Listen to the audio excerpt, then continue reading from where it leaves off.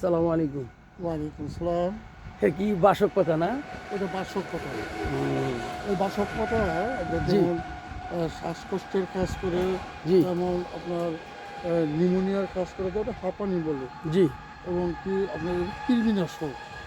আর ওটা আপনার যেমন আপনার 150 যদি নেমে যায় জ্বর হয়ে প্লাডিন, তাহলে ওই বাসক পাতার রস বয়স অনুযায়ী যদি সেবন করে তাহলে জি আপনার জ্বরেরও কাজ করে ভালো।